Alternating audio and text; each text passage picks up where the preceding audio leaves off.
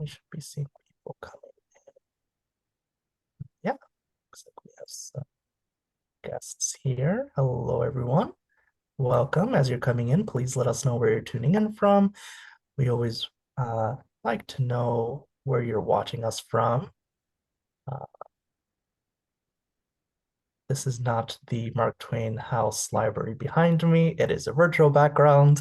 Um, the Mark Twain House is closed up tight for the night. I'm just at home. Hello, Donna from Cranston. Um, I see some familiar names in the participants list. So yeah, let us know where you're tuning in from. And I'll go ahead and get started. Hi, I'm Omar Acevedo, and I'm the Literary Program Coordinator at the Mark Twain House and Museum in Hartford, Connecticut. Thank you for joining us for this virtual program for Dayswork. Virtual programs like this are produced in part with support honoring the late Frank Lord. We are grateful to honor his memory with these programs. And I also want to thank our members. I know there are a few of you in the virtual audience. If you're not a member, please consider supporting our museum by becoming a member. There's so many benefits to becoming a member. You'll receive free or discounted admission to our author programs. You'll receive free admission to the house and museum. You'll get year-round discounts in the store and cafe, and there's just like so many more benefits. So if you're interested, please contact me and I'll put you through to our development office, or you can visit our website just to see what our offerings are in terms of membership. Now on to our guests. Our Chris Bachelder is the author of 4 novels, including The Throwback Special, a National Book Award finalist and winner of the Terry Southern Prize for Humor. And Jennifer Habel is the author of the poetry collections Good Reason and the Book of Jane, which won the Iowa Poetry Prize. Our moderator, Shastri Akela, is the author of The Sea Elephants. He earned an MFA in creative writing and a PhD in comparative literature at the University of Massachusetts Amherst. He's an assistant professor of creative writing at Michigan State University. During this event, we encourage you to have a conversation with each other in the chat. If you have a specific question, though, please post that directly into our Q&A section. That's at the bottom left of the screen. There are 2 little word bubbles with Q&A underneath. So just click on that and write your question in there. And you can do that at any time whenever it strikes you. You don't have to wait until our Q&A section, which will be later in the program. So that is all from me. I'll turn this over to Chris, Jennifer, and Shastri. Please sit back and enjoy. Thank you, Omar. This is an amazing experience to be in conversation with both of you virtually about this book that I thoroughly loved. One of the quotes from Julian Barnes that your novel has is, "The writing makes us want to chase the writers." So this is me chasing the writers. I thought I'll ask you a few questions and invite you to read, close with a couple more questions, and then open it to the audience. So my first question was, collaboration, I've seen it happen more often in the performative arts, screenwriting and playwriting. And while it's not non-existent in fiction and prose, it was still uncommon enough for it to be a novelty for me. So I was curious to know what the process was like for you from the inception of the idea to editing the final draft. What was it like to collaborate on this book? It was a very unexpected experience for us. I don't think we would have done this had we not been home together during the pandemic. And I also don't think we would have done this if we had not been each other's sort of first reader and editor for about 20 years before starting to write together. So we really, I think, had built up a lot of trust as each other's readers for a long time. We didn't decide to write the book together. The origin of the book was like the narrator of the novel. I became obsessed with reading about Herman Melville and was sort of trying to write about him and my reading in poetry and wasn't getting anywhere. And I think since we were home together, we talked about it so much that we just were kind of kicking things around for many, many months. And sort of eventually realized that we were composing sentences together. And after a certain point, we had a conversation that just kind of said, do you want to try to actually do this together in a earnest fashion? So anyway, and the daily process was we sat together at our dining room table, and basically wrote the sentences together. I typed, but we did a lot of the composition sort of out loud. And as you can imagine, there were books everywhere because this is such a research-driven book. So it was it looked chaotic and felt somewhat chaotic, and then eventually, yeah, we were able to give it shape. Yeah, it was a really difficult book to write. I've said this before, it's a very difficult book to write, but not because of the collaboration. That was an aspect of it that was really delightful and surprising and worked well. I never would have imagined that. I never would have wanted to, collaborate even with Jennifer 5, 10, even 15 years ago. So it was just really interesting, the series of circumstances that led to it. And, we joke in the book about the Melville vortex, people falling into the Melville vortex. Jen had fallen into it, and then then I went plunging in as well. Yeah, yeah. And sort of related to that, I mean, Chris, you're an award-winning novelist, and Jennifer, you're an award-winning poet. And though these creative forms are not, the boundaries between them are not necessarily rigid, when you devote yourself to a specific craft form, you hone and develop certain skills that are very particular to that form. So I was wondering about the ways in which you brought each of your craft skills to the work and the ways in which they got in dialogue with each other on the page. Yeah, it's a good question, for sure. I think the actual form of the book, for people who haven't seen it, it's in sort of discrete sentences. So, and sometimes the sentences are linked. So it'll be like one or maybe two sort of sentences linked, and then white space, and then a new thought. And we felt like that reflected the narrator's mindset in a certain way, where she would think, okay, this is a fact, this is something I know, and then where could I go from there? Where's another fact? Where's something else that seems true to me? So it sort of felt to us like each unit was almost like a stepping stone. But I think that form is somewhat of a hybrid between poetry and prose, because while I think of it as being in prose sentences, it utilizes so much white space and sort of these discrete units of thought, which seems more like at least some sorts of poetry. So in terms of what we brought to it, Chris brought just a sense of narrative shape, which I had no sense of at all. So he would at certain points say, we have to give it some shape. Something has to happen. It has to reach some sort of a bit of a climax and ending. And we have to have a sense of how much time is passing. And had I been trying to write a novel myself, I would have bumbled along endlessly without knowing those things before another reader had taken a look at it and said, hey, one of the things I think I brought to was just a true love of research, basically. And a lot of my poems have been very research driven as well. Yeah. Well, I mean, we both are, Jen was getting toward the prosier side of poetry, and I've always been interested in syntax and precision and a kind of comic humor that's like in which the sentence structure is really important. So it's not to say I was a poetic writer necessarily, but I've always been interested in metaphor and in syntax. So we were kind of up against each other in our own genres.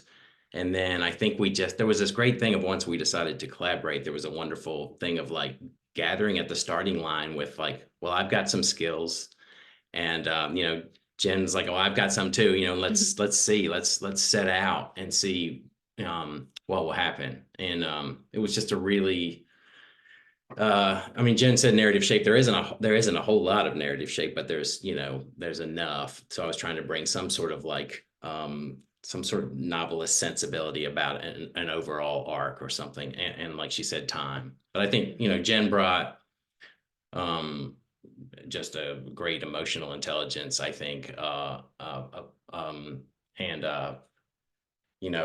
Keatsian negative capability too. So much of the book is about like just sitting in paradox, sitting in contrast, you know, how we felt about Melville, not rushing to some conclusion. So many people who study Melville end up just champions of Melville. You know, they don't want to see the darker things of him. So we just wanted to sit. Jen's really good at this. Sit inside of the uncertainties of Melville and the uncertainties of our form, and just be okay with that. I have this impulse to plan.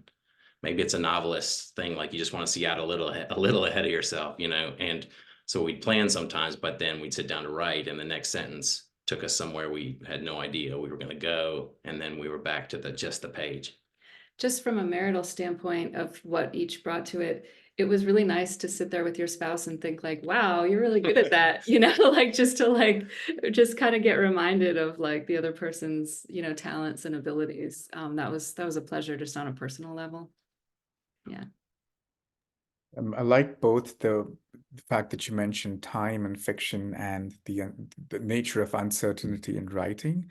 I think that I imagine this book was written during the pandemic. You mentioned that, which was a very uncertain time itself. And time and fiction, of course, Sabina Marie, one of my professors, talks about how all narrative is really about time and how you manipulate time. Which is so successfully done in this work, despite the haunting presence of Melville. Which sort of leads me to my third question. So this day's work felt like a collaboration between three writers, the two of you, and Melville, who's present nearly on every page. And I use the word haunting very deliberately, because a haunting is the past sort of encroaching on the present, and he's so present in this book. And you also talk about how a lot of writers, including, you know, Lauren Groff, had to revisit Melville after rejecting him X number of times. So I was curious to know how it's a two-part question, how your own relationship with Melville as an author and his writing changed over the course of writing Dayswork, and also Melville is uncontainable, and yet your work is so contained. How did you manage that? Sure. Yeah, I'm gonna hold that second question, which I love, which is tricky. Yeah, Melville, when I really started thinking about it, so it's not like either of us was obsessed with Melville for years or decades, but when I really started thinking about it, he had threaded through my life and my teaching life and my writing life a little bit. And I had assigned his work and you know, knew it pretty well, and read Moby-Dick years ago, but it wasn't this you know, really present obsession. And then just getting to know him was, again, I think there's this, he occupies this kind of, he's a good case study in a way for us, because there's a lot known about him, a lot. And yet he's utterly mysterious. There's huge gaps. He burned his letters. There's so much we don't know. So it's generated this sort of hysteria and this urge to know. And just, I don't know, I'm one of the things I think we did well is to not fall into that thing I said earlier, that trap earlier about just becoming an evangelist for Melville, right? Or a defender of Melville, an apologist for Melville. Like, I think we both came to feel a tremendous fondness for him. There was a day really late when we were finishing a draft, and I think we sensed that we were getting close to the end, and we had Melville close to the end as an old man and a grandpa who had he'd sort of mellowed a lot, and his grandkids would pull his beard, and he was out walking with his cane in the park. And I think we were both getting to the place of like saying goodbye to Melville. It was really sad. It was a really poignant day. I've not had many days writing on my own where I like feel moved in that way. And there were several days with Dayswork where I felt that. So I felt drawn to him. I felt close to him, but it didn't feel like I flipped over into kind of a mania. And I felt like we were both able to still see that he was a complicated person, that he probably acted reprehensibly in many different ways to many different people. It's very difficult to live with. So I think it was just a hard-earned, complicated portrait of a person, you know, not unlike a lot of people that you just have complicated feelings about. Yeah, in some ways, what I had been obsessed with for years was not so much Melville, but the conditions under which art is made.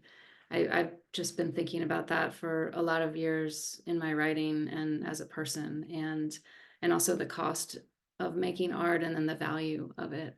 And really what happened was I read an article about Arrowhead, Melville's farmhouse in Western Massachusetts, and the composition of Moby-Dick there, and the other people living in the house with him as he made the book. And that fascinated me. And I just started, that made me just start researching him and the people in his life. Um, and I think in some ways he was the ideal person to think about these issues in relation to, because if there's one American novel that it was worth creating, it's Moby-Dick, but also there was an extraordinary amount of cost involved in making that book, to Melville himself, but also to all the people that lived with him.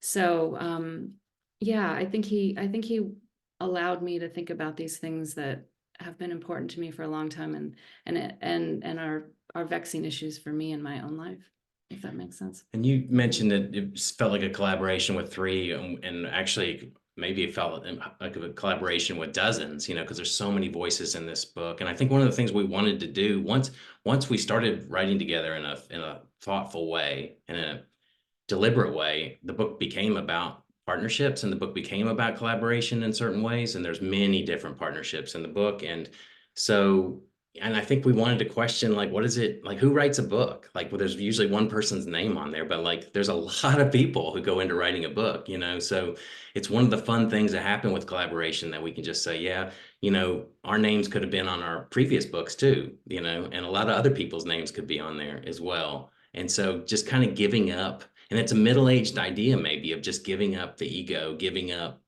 the sense of like the young person who wants to go out and make a name, make a name for themselves and conquer the world with their talent or whatever, but I don't know. I think we've changed as we've gotten older, and it just was less important to us to have it be like, I'm realizing my individual vision here, and let's just try to make something. I think we're both just really committed to, like, can we make something that's pretty and that holds together? But I do want to go back to your great question about like uncontained versus contained. And I don't even know if I have an answer, but I just love the question. The ocean of Melville versus the small, what we tried to make a small, well-made, contained thing. I think it speaks to time of life. I really do. I think it speaks to form. The form has a certain, like, it's fragmented, but we didn't want it to feel like the modern fragmentation that's disassociative and angular and crazy. We wanted actually each line to lead to the next line, in a sort of and a guided kind of path, really thoughtful. And I think there's an emotional containment. Our narrator is not the most expressive or passionate person. There's a lot of things between the lines, the white space that Jennifer mentioned earlier. So I just think it's that character's take on the uncontainable. She's found a way to hold it together. And it felt to me that we could have finished the book, started over again, and written a whole different book, because there was so much that we had to leave out, so it really, in some ways it felt so careful, and in other ways it felt, I don't want to say arbitrary, because I do think it reflects the speaker's considerations, but I think had she started the book a year later, she would have started in a different place and it would have gone somewhere different. So I don't really feel like Melville's been contained in this book. I feel like it was sort of one journey across the Sea of Melville, and there's sort of a limitless number that she could have gone on, if that makes sense. Yeah. I love that one journey across the Sea of Melville. I feel like if this journey starts over, that could be a title for that book. I was also very moved by what you said about, having to say goodbye to Melville and the complicated relationship. And I think it's true what you said, Chris. We have those relationships with people in our lives. I was thinking when my dad passed a couple of years back, I had a lot of complicated emotions, and I'm still processing and unpacking them. So that really resonated with me. So I was wondering if I could invite you to read from your work. Yeah, we thought we'd read just for about 5 minutes or so from a portion of the book that's early on. This is the sort of the ending of the first chapter. Yes, the narrator is an insomniac, and has been for many years. They have two children. They're in Zoom school, so people will remember that young children in Zoom school. Jennifer's going to read our first person narrator, and I'm going to read mostly the husband's voice and also the voice of other scholars and writers. Yeah, that's great. At age 25, Melville wrote his first book. In 7 years, he wrote 7. The 6th of 7 was Moby-Dick. Moby-Dick was written Under unfavorable circumstances. according to Melville's wife, who recalled that he worked in his study all day without eating. What Elizabeth Melville actually recorded about Moby-Dick is that it was written under unfavorable circumstances. He wrote White Whale or Moby-Dick under, here she turned her notebook page, under unfavorable circumstances. Thus was it written, and thus written now, under the circumstances I'm under. Through our walls, I hear the students on Zoom mumbling their spring haiku. Sweet scent of something carried somewhere by something, something in spring. I am so pulled hither and thither by circumstances. Melville wrote to Hawthorne in the spring of 1851, while trying to complete both Moby-Dick and his chores. The calm, the coolness, the silent grass-growing mood in which a man ought always to compose, that, I fear, can seldom be mine. He feared, he wrote, that he would become as worn out as an old nutmeg grater. And went on to complain to Hawthorne about the publishing industry. Though I wrote the Gospels in this century, I should die in the gutter. Concerning the Gospels, he was correct, more or less. Moby-Dick is the one book that deserves to be called our American Bible, according to Nathaniel Philbrick. A Bible written in scrimshaw, according to David Gilbert, who, when in doubt or simply in need of something, opens the book at random and reads aloud, his voice hauling forth the words like a net full of squirmy fish. An unnatural, immaculate conception, according to Philip Hoare, who once carried around his tiny Oxford World Classics edition anonymously bound in blue cloth to be studied chapter by chapter like the Bible or the Quran. I'd totally take Moby-Dick over the Bible, said Connor Oberst, who estimates that he's listened to the audiobook of Moby-Dick 50 times. Lewis Lapham's mother read Moby-Dick to him when he was 6. Faulkner read it to his daughter when she was 7. David Foster Wallace's father read it to him when he was 8. Marilyn Robinson read it to herself when she was 9. E.L. Doctorow read half of it when he was 10, fair sailing, until the cetology stove me in.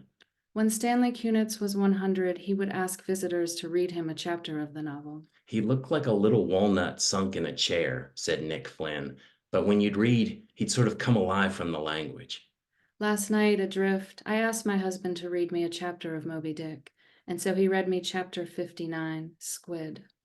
The seamen rushed to the yardarms as in swarming time the bees rushed to the bows.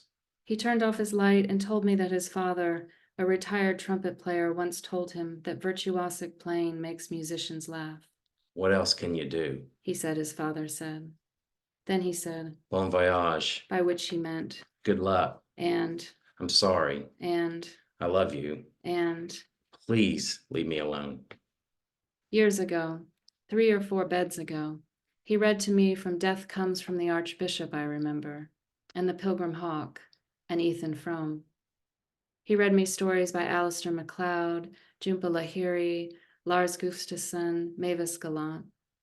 He read me a story about a man who puts all his bedroom furniture on his lawn, a story about a typewriter repairman and his schizophrenic son, A story about a woman perched in a tree above a neighborhood playground. a story about a goldfish persevering inside the murk of a neglected tank, A story in which a woman who can't sleep asks her husband to make her a butter, lettuce, and salt sandwich. a story in which a boy watches a racist police officer bathe his disabled daughter, A story in which a group of boys watch a rabbi and his wife having sex. a story about a girl who raises homing pigeons in her backyard, A story about a teacher who gives Sanskrit lessons on his balcony. a story set in Pedonk, A story set on a train to Florida. a story set at Camp Crescendo, A story in which Pooh and Piglet unwittingly dismantle Eeyore's house as they collect sticks to build a house for Eeyore. A grand idea that becomes, for a time, an awful mistake. He read that story to my stomach, one of us having seen somewhere that this might help the baby grow accustomed to his voice. Gooseberries, he read to me, and Wakefield. Such a small bed. Back then, it was hard to stay awake until the end. Wow, thank you. That was incredible. I think that the what you were both saying earlier, that really it's a collaboration of many voices, and we hear echoes of that here with the names of all the writers whose passages I heard, but also the poem that's heard from across the wall. And I feel like in many ways your collaborative reading sort of reifies the collaborations within the book. So thank you. That was really beautiful. Thank you, Shastri. Thank you. I just had a couple more questions, and I thought I'll open it up to the audience. So, from the book and also from your reading, it's so clear that the book shares this intertextual relationship with Moby-Dick, which is quite literally a book about being at sea. And at the same time, Melville and you, as the writers of Dayswork, are very preoccupied and interested in place. You talk about Melville's love for Mount Greylock and how it resembled a whale, and his time in Western Mass, which again, having lived there for nearly a decade, resonated with me. And the narrator looks at her former home through Google Maps and sees that the landscape's been altered. There are specific addresses, like on page 180, there is this plaque that's on 357 Park Avenue.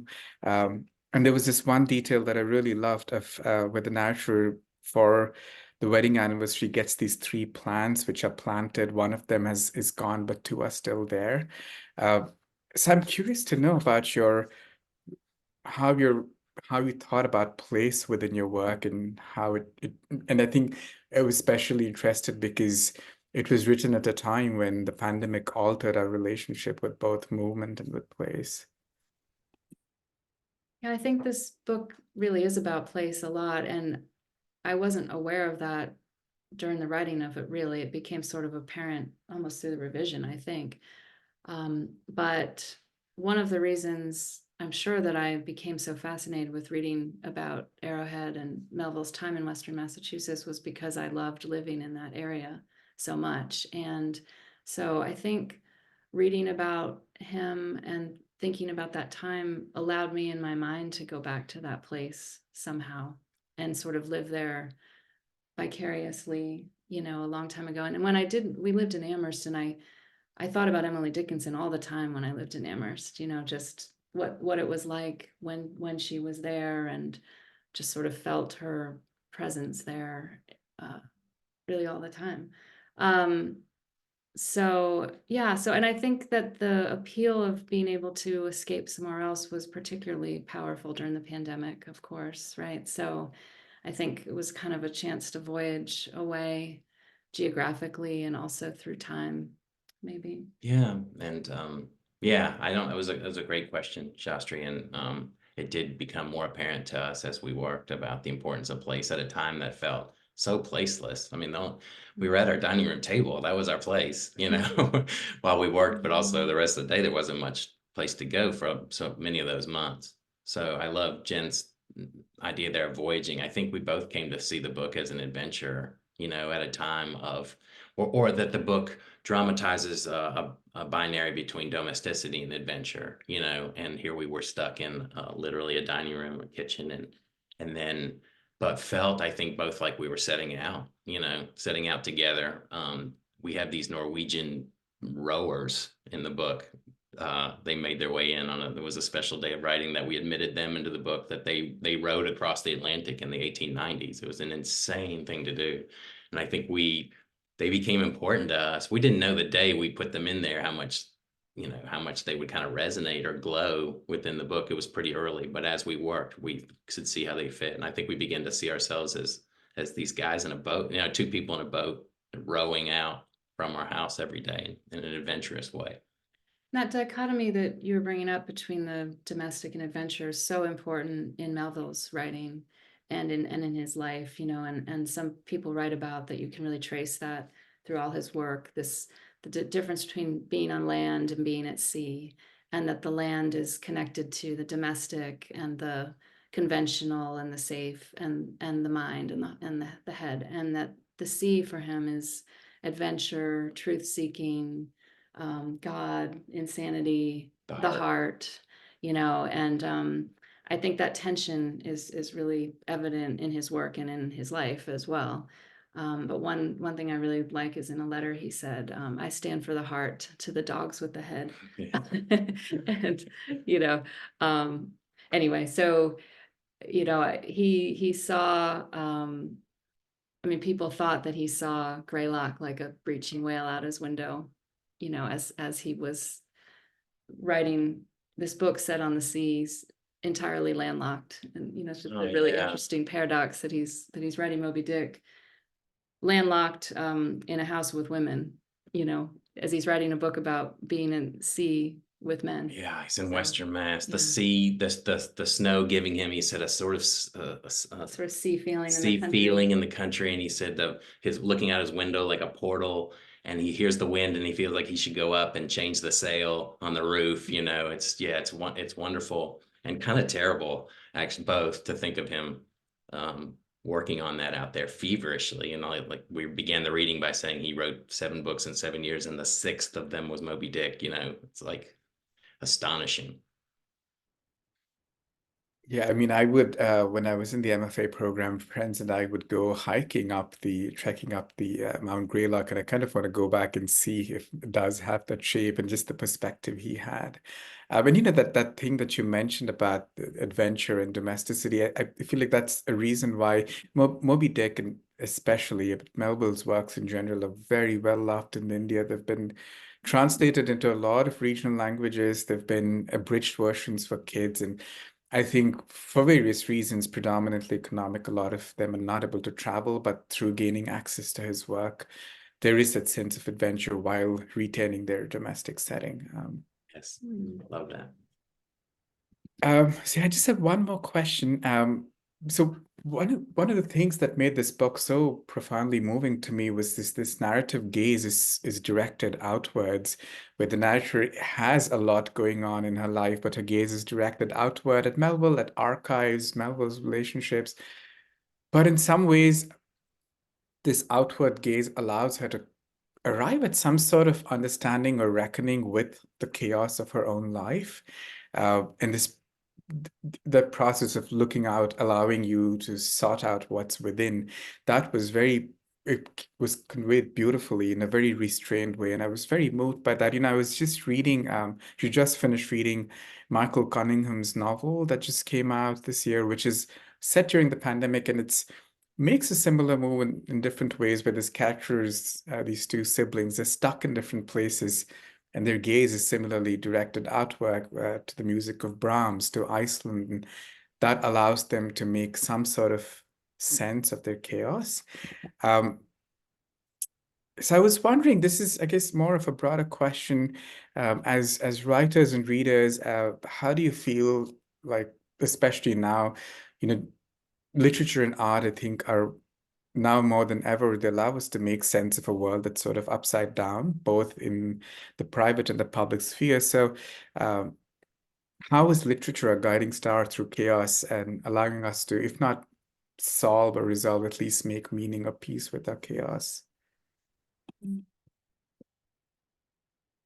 I don't know how. I'm just so glad that it is. You know, it really is very profoundly does that for me, and did that through the writing of this book. Yeah, well, the whole thing about disturbing the comfortable and comforting the disturbed, you know, that art can do that. And sometimes the comfort just comes from the precise formulation of a question, not even an answer. You know, I don't think this book ends up being very didactic or comes down on any issue by sometimes, but if there's a comfort there, maybe it's in the thinking through it and the formulation of a question, like what justifies a life. That's a phrase that keeps coming back for us, right? What is art worth it? How much is art worth? And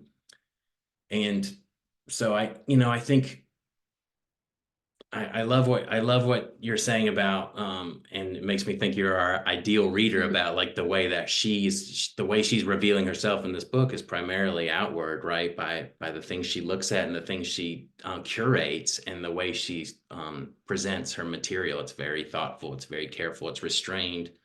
I had a radical vision of the book really early on that she would hardly be present at all, just like only through the facts that she gave would readers learn about her. And that was too much of an experiment, I think, in fiction and our struggle, not just us, because we worked well together, but with editors and readers was like they wanted a little bit more of the narrator, a little bit more of the marriage, a little bit. I mean, still, it's not very pronounced, but it was that some of the work of revision was bringing her more into the book because she's so defined, as you say, by what she's looking for, looking outward to. And just, I think, 100 years ago, people are trying to break the novel, break the idea of a unified whole, break the idea that there's this comforting center, right? And we've had 100 years of that. And I think everybody's like, yeah, I get it. There's no center, like maybe it's time again for art to like stitch it back up for us to create some sense of, in the way that your question is leading to, like, that's why when people talk about this book as a book of fragments, I get it, but I don't think it's a book of fragments like you just took a sledgehammer to something and it's a bunch of shards. Like there's a lot of contemporary novels like that and ones I really like. But we were trying to create really a kind of like sense of connection, piece to piece. And I think it's for her, she's 50, she turns 50 in the book.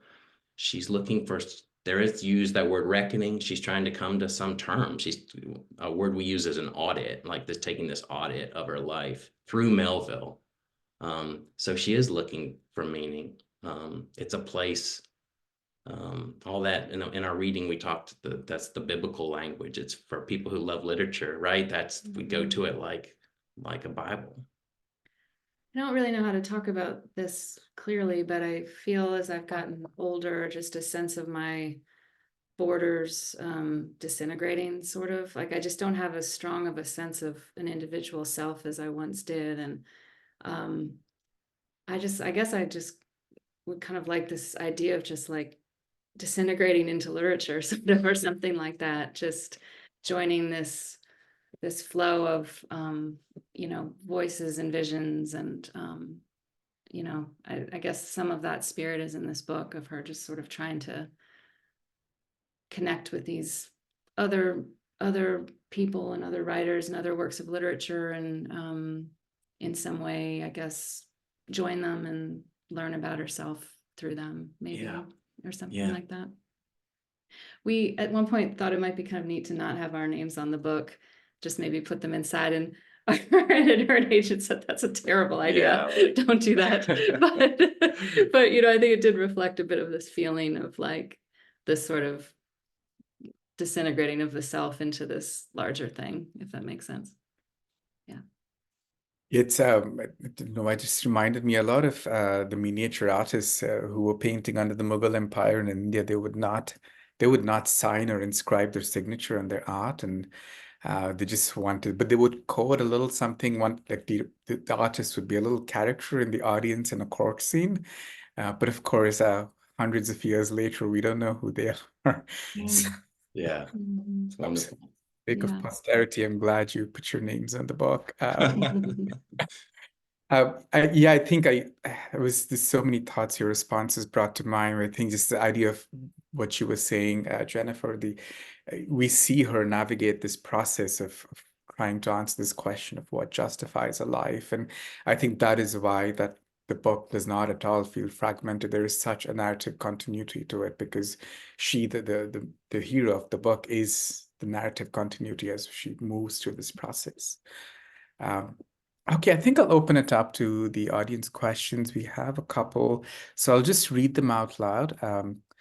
The poetics of the narrative are amazing. The cadence, the recursive rhythm. Other novels, The Golden Gate by Vikram Seth, for one, have been written in poetry, but this is less overt. Do you think it's possible that a new genre, a hybrid novel that incorporates both the poetic form more blatantly instead of prose that's highly poetic and the traditional form is possible? Yeah, I mean, Shastri, maybe you know too, like some of the work being done. Like I know enough to know we didn't make anything up necessarily. Like I know enough to know that people are doing really, really interesting things with genre, you know, and bringing things together. We did have a talk early on of like, what is this? Maybe even before, like Jen came at it from poetry. We thought, wait, is this nonfiction? What is this? You know, settled in the capacious form of the novel. But yeah, I mean, I do think this is a direction things are going to, a kind of exciting hybridity, you know. It's just I don't want people's eyes to glaze over when you start talking about hybridity or experimental. Not like, we wanted this to be a really like readable book. That was really important to us, that it was, you could call it experimental or something, but we didn't want it to be forbiddingly so, or, you know, ostentatiously so. Like, it looks weird on the page, but we wanted it to be like really like yeah, very readable, line to line.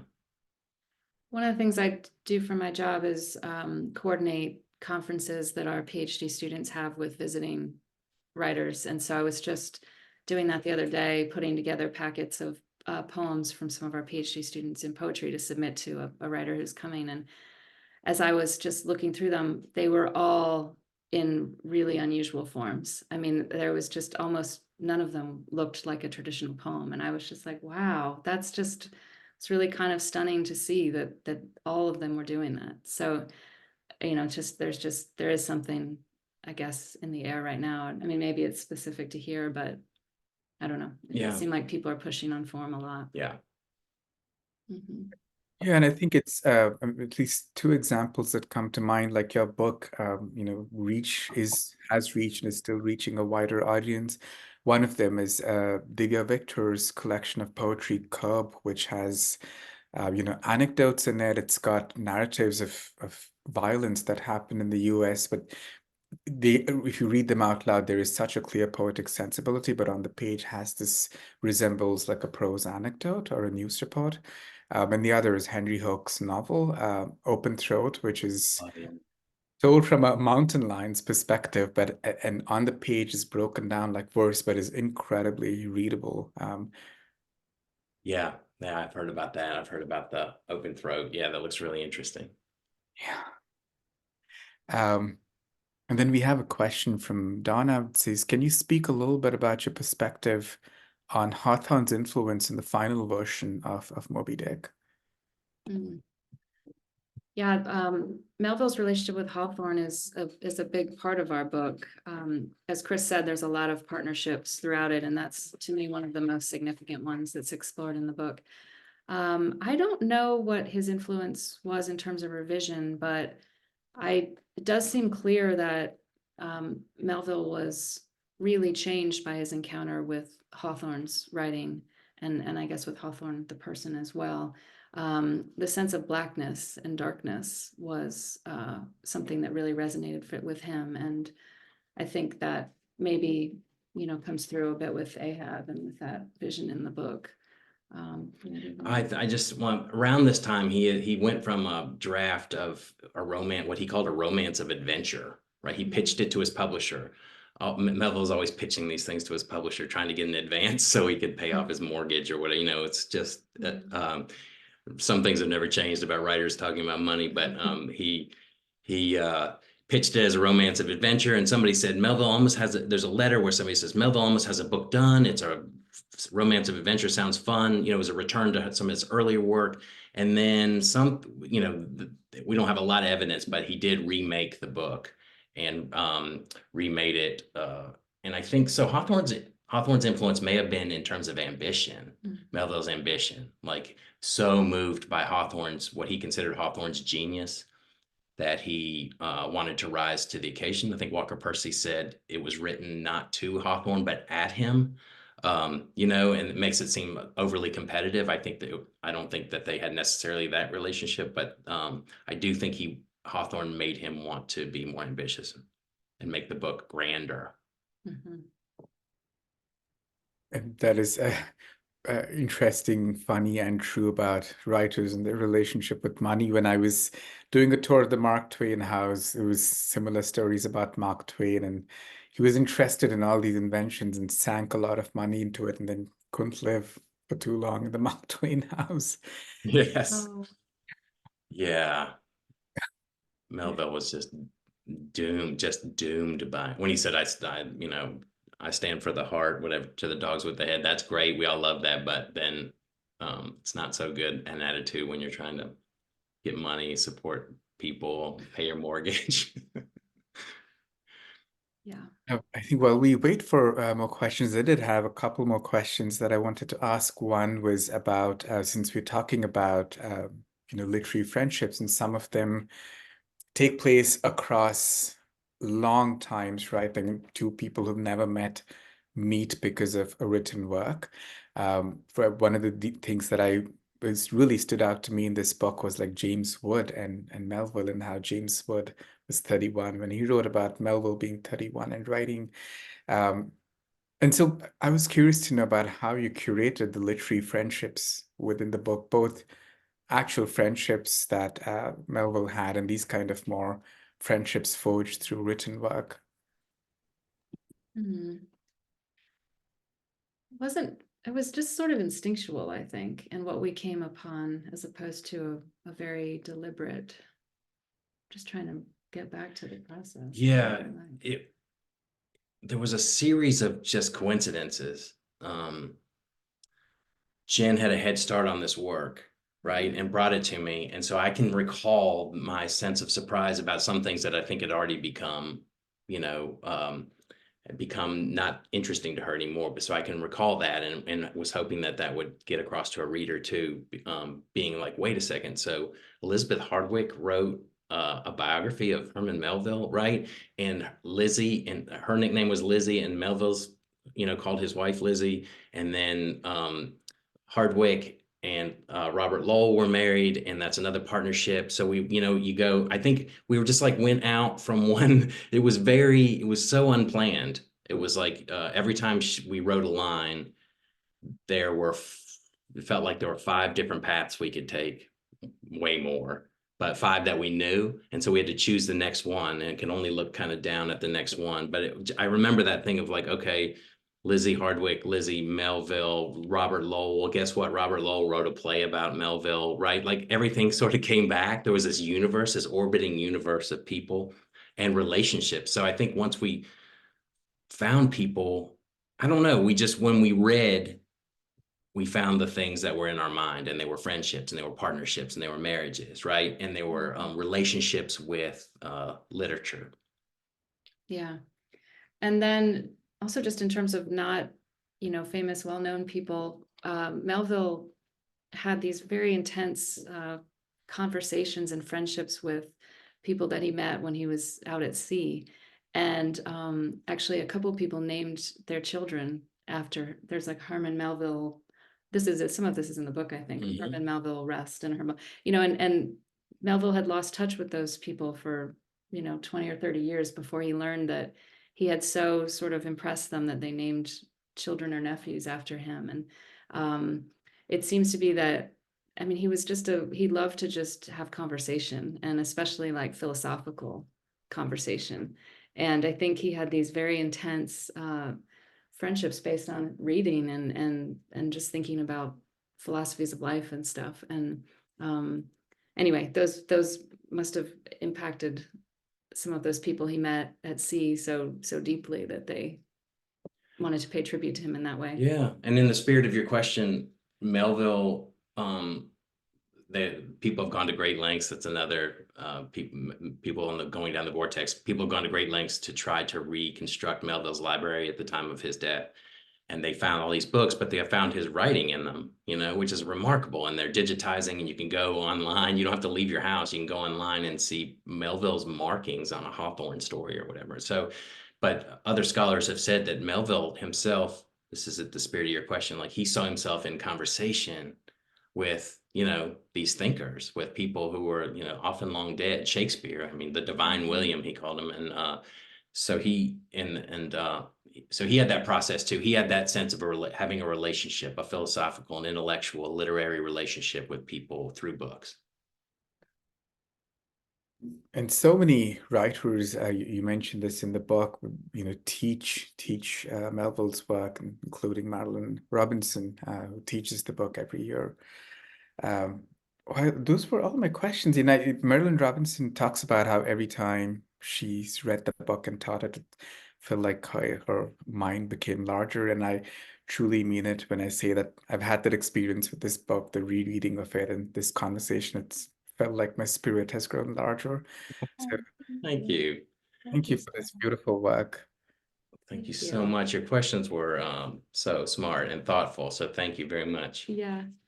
I wanted to share one thing. I was looking up whether there was any overlaps between Melville and Mark Twain, and there appears to really not have been. Other than that, I guess Twain's secretary sent a book of his own poems to Melville, who did respond. But this professor noticed the similarities between the opening of Bartleby, the Scrivener, and Adventures of Tom Sawyer. Well, that's the opening of Sawyer. That's not the opening of Bartleby. Oh, sorry, not the opening. Yeah. So from Bartleby the Scrivener, Bartleby, no answer. Bartleby in a louder tone, no answer. Bartleby, I roared. And then the opening of Adventures of Tom Sawyer is Tom, no answer. Tom, no answer. What's gone with that boy? I wonder. You, Tom, no answer.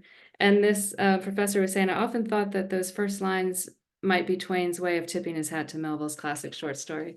Pretty neat. Yeah. Who knows? But it's either a real coincidence or kind of a neat link. Yeah. Yeah.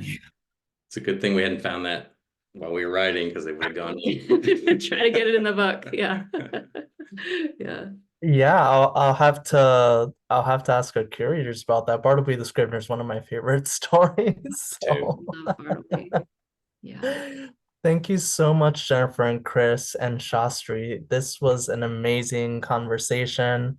And I can't wait for more people to watch it later on when we put it up on the YouTube on our YouTube channel. Yeah, please buy Dayswork. You can buy it through us, preferably. But if you for some reason can't, just buy it. Just buy it, read it, tell people about it. Let's get it out there further into the world. Thanks again to everyone for joining us. Please join us again very soon for another author talk. Thank you so much for having us. Yeah, thank you. It was a real pleasure to have the three of you. Thank you. Take care, everyone. Have a good night.